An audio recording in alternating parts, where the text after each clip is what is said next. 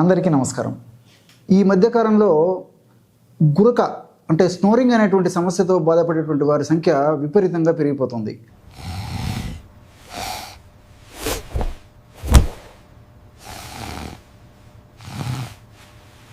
దీనికి అనేక రకాలైనటువంటి కారణాలు. సర్వసాధారణంగా బరువు ఎక్కువగా ఉండడము, రాత్రిపూట లేటుగా ఆహారం తీసుకోవడము, అదేవిధంగా fast foods, junk foods, bakery foods, ice creams ఇలాంటి పదార్థాలు తీసుకుంటుండడము, అజీర్ణ సమస్యలు, అట్లే కొంతవరకు షుగరు, ఇలాంటివి వివిధ రకాలైనటువంటి కారణాల రీత్యా పడుకున్నప్పుడు విపరీతంగా గురకతో ఇబ్బంది పడుతుంటారు. నిజంగా ఇతర ఏ అనారోగ్య సమస్యలు వచ్చినా ఆ యొక్క వ్యక్తి ఇబ్బంది పడుతుంటాడు. కానీ ఈ సమస్య వచ్చినప్పుడు ఆ వ్యక్తికి సర్వసాధారణంగా గురక పెట్టేటప్పుడు మరి సర్వసాధారణంగా ఇబ్బంది ఉండదు, కానీ శారీరకంగా పక్క వాళ్ళకు మాత్రం చాలా ఇబ్బంది పెడుతుంటుంది. అది ఈ యొక్క గురక సమస్య యొక్క ప్రత్యేకత. ఆ విధంగా మరి గురక ఉన్నప్పుడు భాగస్వామి ఆ శయన గదిలో నిద్రించడానికి చాలా ఇబ్బంది పడేటువంటి పరిస్థితి ఏర్పడుతుంది. దానివల్ల భాగస్వామి కూడా ఇతర అనారోగ్య సమస్యలు వచ్చేటువంటి పరిస్థితి ఏర్పడుతుంది. నిద్రను నిర్లక్ష్యం చేయడం వల్ల క్రమక్రమంగా హృదయానికి సంబంధించినటువంటి వ్యాధులు, మెదడుకు సంబంధించినటువంటి వ్యాధులు, అదేవిధంగా రక్తనాళాలకు సంబంధించినటువంటి వ్యాధులు, హార్మోన్లకు సంబంధించినటువంటి వ్యాధులు, ఇలాంటివి అనేక రకాలైనటువంటి వ్యాధులు కూడా వస్తాయని చెప్పేసి వైద్య ప్రపంచం సెలవిస్తుంది. ఈ గురక తగ్గేందుకు చాలామంది చాలా రకాల ప్రయత్నాలు చేస్తుంటారు. కానీ ఇప్పుడు మనం చెప్పుకోబోయేటువంటి యొక్క వైద్య విధానాన్ని ఆచరించినట్లయితే చాలా త్వరగా, సమర్థవంతంగా, శీఘ్రంగా, వెంటనే ఈ సమస్య నుంచి బయటపడమే కాకుండా మరలా పునరావృతం కాకుండా కూడా ఇప్పుడు మనం చెప్పుకోబోయేటువంటి ఔషధ విధానము, అదేవిధంగా పాటించేటువంటి నియమాలు కూడా సదా మనల్ని కాపాడుతూ, సదా మన ఆరోగ్యాన్ని రక్షిస్తూ ఉంటాయి. ఈ గురక తగ్గేందుకు దుష్టపాకు చాలా అద్భుతంగా పనిచేస్తుంది. దుష్టపు తీగ అనేటువంటి పేరుతో కూడా ఈ యొక్క మొక్కను పిలుస్తూ ఉంటారు అనమాట. అంటే ఒక తీగ జాతి మొక్క. గ్రామాలు, పట్టణాలు, నగరాలతో నిమిత్తం లేకుండా ప్రతి చోట కూడా మరి ఈ యొక్క దుష్టపు తీగ అనేటువంటి ఈ యొక్క తీగ ఈ కంప ఉన్నటువంటి ప్రాంతంలో కానీ, లేకపోతే చుట్టూ కంచె ఉన్నటువంటి ప్రాంతంలో కానీ, లేకపోతే ఒక్కొక్కసారి చెట్లకు కానీ, ఇలాంటి చుట్టుపక్కల కొద్దిగా దానికి వాతావరణం అనుకూలంగా ఉండి ఆ తీగ పెరిగేదానికి అనుకూలంగా ఉంటే ప్రతి చోట పెరిగేటువంటి మొక్క, సంవత్సరం అంతా మనకు కనిపించేటువంటి మొక్క. ఈ మొక్క కనుపొద్ద హృదయాకారంలో ఉన్నటువంటి పత్రాలు, అదేవిధంగా గుత్తులు ఉన్నటువంటి పుష్పాలు కూడా పూస్తూ ఉంటాయన్నమాట. ఈ మొక్క మనకు సంవత్సరం అంతా దొరుకుతుంటుంది. అదేవిధంగా దీన్ని జుట్లపాల ఆకు అని చెప్పేసి కొన్ని ప్రాంతాల్లో, దుష్టపాకు అనేటువంటి పేరుతో కొన్ని ప్రాంతాల్లో కూడా పిలుస్తుంటారు అనమాట. ఈ దుష్టపు మొక్క యొక్క దుష్టపు తీగ చాలా అద్భుతంగా ఈ గురకను సమర్థవంతంగా నియంత్రిస్తుంది.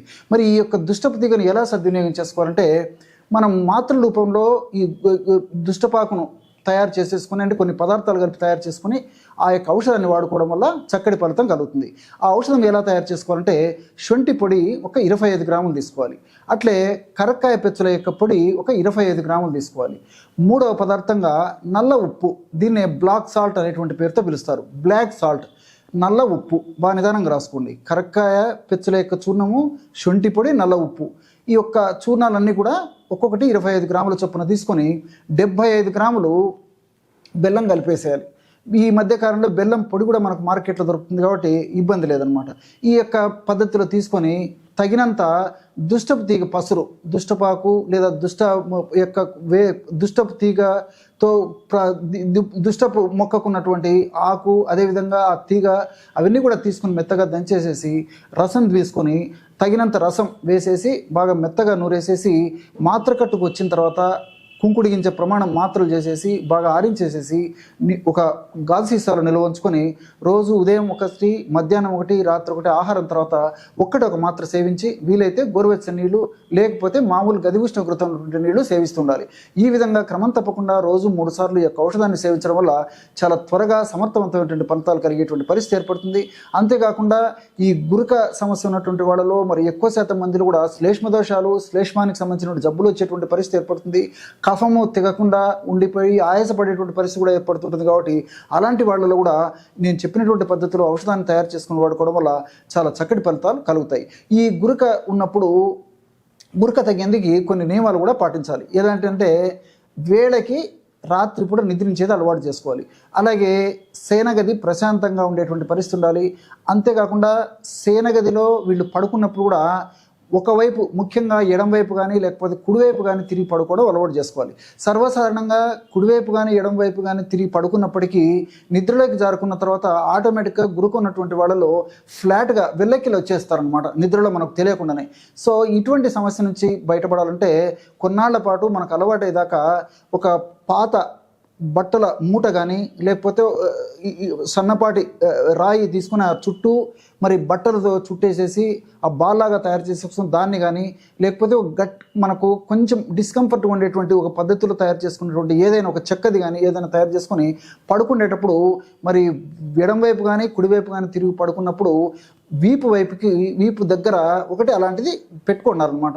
సో మనకు మధ్యలో మెలకు వచ్చినప్పుడు కానీ లేకపోతే ఇటువైపు తిరిగేదానికి ప్రయత్నం చేసినప్పుడు కానీ మరి ఆ అడ్డు వెనక ఉన్నటువంటి రాయితో మనం ఏర్పాటు చేసిన బాలు ఇలాంటివి అడ్డు ఉంటాయి కాబట్టి వెంటనే మెలకు వస్తుంది కాబట్టి మళ్ళీ మరోవైపు తిరిగి పడుకోవడానికి అవకాశం ఉంటుంటుంది అనమాట. కాబట్టి ఈ చిన్న జాగ్రత్త తీసుకోవడం మంచిది. నేను ఇంతకుముందు చెప్పినట్లు వేళకు ఆహారం తీసుకుంటుండాలి. వీలైనంత వరకు రాత్రిపూట పెందలాడే ఆహారం తీసుకోవడం కూడా చాలా చాలా మంచిది.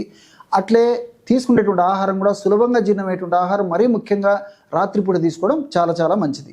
ఈ యొక్క చక్కటి నియమాలు పాటిస్తూ మరి గురక సమస్య మరీ తీవ్రంగా ఉంటే దీంతో పాటు కొన్నాళ్ల పాటు రాత్రిపూట పడుకునేటప్పుడు నేను చెప్పినటువంటి ఆయిల్ని కూడా ఆ యొక్క వేపర్ అంటే ఆవిర్లు కూడా పీలుస్తూ ఉండాలన్నమాట. ఆ ఆయిల్ని నీటిలో వేసేసి ఎలాగంటే యూకలిప్టస్ ఆయిల్ అని చెప్పేసి మనకు మార్కెట్లో దొరుకుతుంది. దీన్ని నీలగిరి తైలం అనేటువంటి పేరుతో పిలుస్తూ ఉంటారు అనమాట. ఈ నీలగిరి తైలం లేదా యూకలిప్టస్ ఆయిల్ను తెచ్చుకొని రాత్రి పడుకునేటప్పుడు ఒక పాత్రలో అంటే బాయిల్డ్ వాటర్ తీసేసుకొని అంటే మరిగే నీరు ఒక పాత్రలో తీసుకొని ఆ నీటిలో ఒక 10 నుంచి 12 చుక్కల వరకు యూకలిప్టస్ ఆయిల్ లేదా నీలగిరి తైలం అనేటువంటి ఆ యొక్క ఆయిల్ని వేసేసి పక్కకి ఆ యొక్క స్మోక్ లేకపోతే ఆ పొగ వెళ్లకుండా మరి ఆచ్ఛాదన అంటే మన తల మీద నుంచి కింది వరకు కూడా మరి ఏదైనా దుప్పటి లేకపోతే టవలు ఇలాంటిది ఆచ్ఛాదన వేసుకొని వచ్చేటువంటి ఆవిరి పీల్చుండాలన్నమాట. ఈ విధంగా ఒక 3-4 నిమిషాల సేపు ఆవిరి బాగా పీల్చేసేసి తర్వాత మనం సేవించాలి. ఈ విధంగా చేయడం వల్ల మరి కొన్నాళ్ల పాటు ఈ విధంగా చేస్తూ నేను చెప్పినటువంటి పద్ధతిలో ఈ దుష్టపాకు పసరుతో తయారు చేసుకున్నటువంటి ఈ యొక్క ఔషధాన్ని మరి దీర్ఘకాలం పాటు వాడినప్పటికీ సమస్య చాలా త్వరగా తగ్గడమే కాకుండా మరలా పునరావృతం కాకుండా కూడా ఈ యొక్క ఔషధ గుణాలు, ఔషధ తత్వాలు, రసాయన గుణాలు సదా దేహంలో ఉంటూ కాపాడుతూ మనల్ని రక్షిస్తూ ఉంటాయి. చూశారు కదా ఎటువంటి సులువైనటువంటి ఔషధ యోగాన్ని గురక సమస్య తగ్గేందుకు జుట్టపాకు పసురును ఉపయోగించి మనం ఎలా సద్వినియోగం చేసుకున్న సమస్య నుంచి బయటపడవచ్చో ఈ వీడియోలో తెలుసుకున్నారు కదా.